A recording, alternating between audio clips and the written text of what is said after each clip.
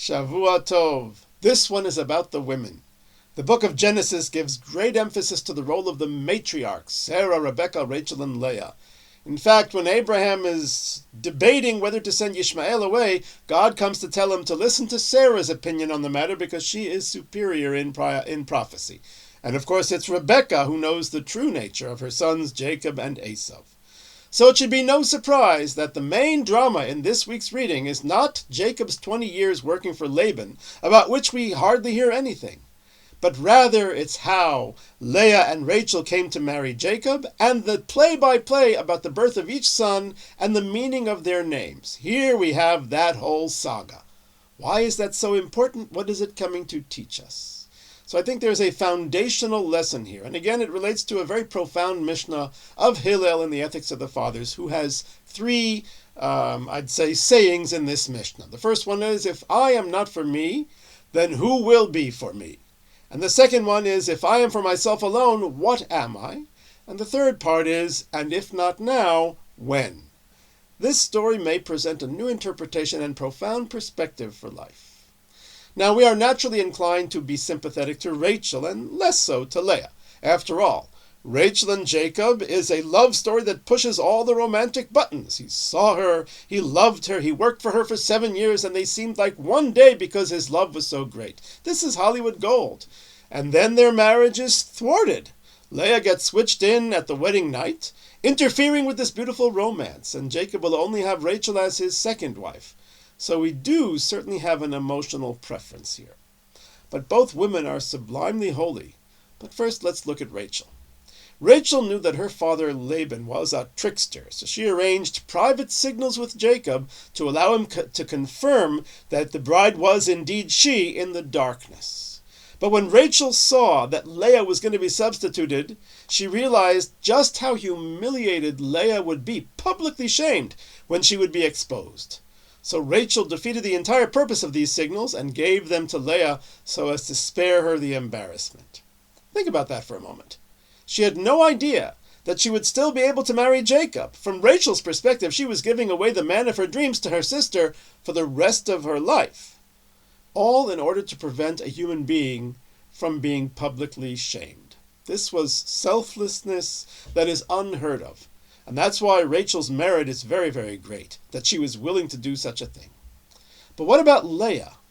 The Torah says something interesting, that her eyes were rakot, were soft. Why soft? So Rashi explains that she was crying all the time. What was making her sad? The knowledge that she would probably have to marry Esau, because she's the oldest daughter, and Esau was the older son, and this made her cry incessantly. And we get that because Esau is a kind of a tough guy. But wait a second. In next week's reading, the rabbis tell us that Jacob concealed his daughter Dinah when Esau approached, so that he shouldn't see her and try to marry her, to marry Dinah. And the rabbis are critical of this, suggesting that had Esau indeed married Dinah, Esau would have repented. Dinah would have brought him back to the straight and narrow. So maybe Leah should have agreed to marry Esau and not cried about it, and she could be the one to bring Esau back to God. Well, this brings us to the first part of Hillel's dictum. If I am not for myself, who will be for me? Let us interpret this to mean Hillel is telling us we must have a mission in life. And Leah's mission was not to make Esau repent. It was to create the nation of Israel. It was to have the tribes be their mother. That was her mission. Later, after the tribes of Israel are more or less established, a Dinah can go and bring Esau back on the right path, but that would be Dinah's mission, not Leah's. So indeed we see that Leah continues to have child after child. Even after she has more than her proportion, apparently, she continues because each child is another tribe, and each tribe is an integral part of the nation of Israel, because that is Leah's mission. Now, this idea of a life mission can go wrong. The world can interfere. Why does that happen if it's a good mission? Let's take a look at Rachel. Rachel, too, had this mission of having children, but she turns out to be barren, unable to have children. Why? What was her failing? So let's look at a couple of moments in her story where we learn critical lessons about life missions. The first is when she sees that her sister has already got 4 sons, And in a painful moment, we feel her pain, she experiences jealousy and she lashes out at Jacob, demanding that he give her children or else she's like a dead person. Now that's extreme drama. No, it's like a dead person? That's pretty strong. And from Rachel, feeling jealousy, the same Rachel who had given Leah the secret password on the wedding night. How do we understand this? Well, Jacob responds harshly and explains that he is not in place of God. So then Rachel does something remarkable. She gives her maidservant Bilhah to Jacob so that she will have Jacob's child, and Rachel will thus be, quote, built up, close quote, through her. What does this mean, built up? How does putting another woman in the picture solve Rachel's problem? If Bilhah has a son, it's Bilhah's son, it's not Rachel's son. Even if she brings him up, that doesn't build up Rachel. So what is going on here? A second incident is also significant, even though it seems to be a trivial day in the life of story. Leah's eldest son, Reuven, comes home from the fields with some flowers, some mandrakes, and Rachel will trade a night with Jacob, letting Leah go with Jacob for that night in exchange for those flowers. Apparently, in reward for this, Leah will become pregnant again after having stopped having children.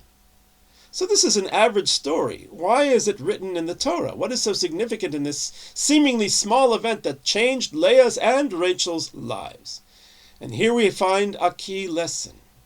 Because a person can turn a life's mission into an obsession that borders on idolatry. That is the first way that a mission can go off the tracks. When a desire for something is all-consuming, to the point where life is not worth living without it, that desire has become too powerful. How do we know when it's become too powerful? Well, Hillel tells us. Because he continues with rule 2, when I am for myself alone, what am I? In other words, when my mission becomes just mine, not even God's, then it has gone too far. And the red flag was when Rachel felt jealousy towards Leah. Rachel, who gave her the signals, is now feeling jealousy. Something has gone wrong. She became aware that her drive for children had become an all-consuming obsession, and the only way to change that is to withdraw, to take a breath, and to take a step back. And that's exactly what Sarah had done with Abraham. She, too, was overly invested in having a son, so God needed to restore her perspective and made her barren. Only when she took a step back and said, let Hagar come in and have the son with Abraham, only then did she gain the ability to become pregnant herself. Indeed, this same idea can explain the binding of Isaac, one of the most perplexing stories in Genesis. God told Abraham to sacrifice his son Isaac. Why? Perhaps God saw that Abraham was too invested in his son, and he might even thwart Isaac by emotionally smothering him. He had to be willing to let him go, and perhaps even to do it by his own hand. The paradox is so profound. The binding of Isaac saved Isaac and enabled Am Yisrael to happen. Had it not happened, then Isaac might never have succeeded in assuming his place in our history. He never would have grown the wings to enable him to fly. So when Rachel says, I will be built up by letting Bilhah have the son, she is talking about her own character. She is taking a step back. Her mission has meaning as long as it is in the service of God, not her own emotional turmoil. So that stepping back will allow her to grow. Now there are times when the world seems to conspire against the mission. When the sister has all the kids and you are barren, what do you do then? Lash out? Curl up in a ball and wither in depression? Hillel adds a third crucial rule, and if not now, when? Rachel will have a child. His name will be Joseph, and he will live by if not now, when. He will be the man with a mission of vital importance who dreams about stars and sustenance, who can be forgiven for becoming bitter and despondent when he ends up thrown into an Egyptian prison. But he doesn't. He dedicates his skills to be of service to the fellow prisoners, to the dregs of Egyptian society, because Joseph knows the importance of if not now, when. Be a blessing, always be a blessing.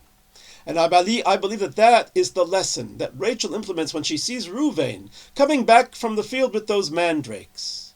It was supposed to be her night with Jacob, but she let Leah have him instead in exchange for those beautiful flowers. We are seeing that the obsession is gone. Rachel appreciates each moment in life. It has meaning even when it opposes or doesn't relate to her mission. She has literally stopped to smell the flowers, flowers that do not bloom forever. If not now, when?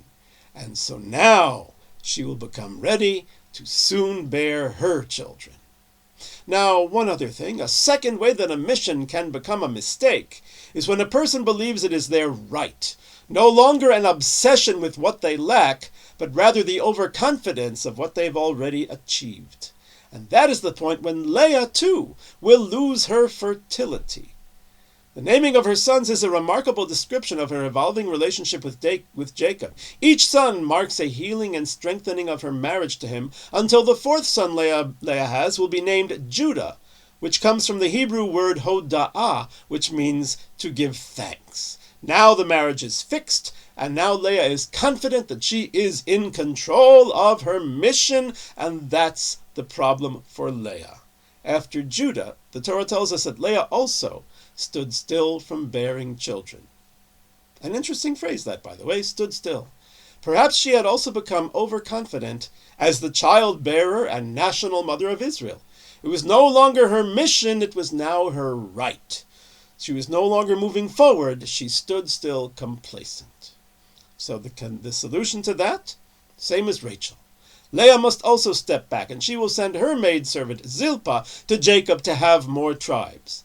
And then, when she chooses to give Rachel her son's flower, she is also stepping back from over-possessive motherhood.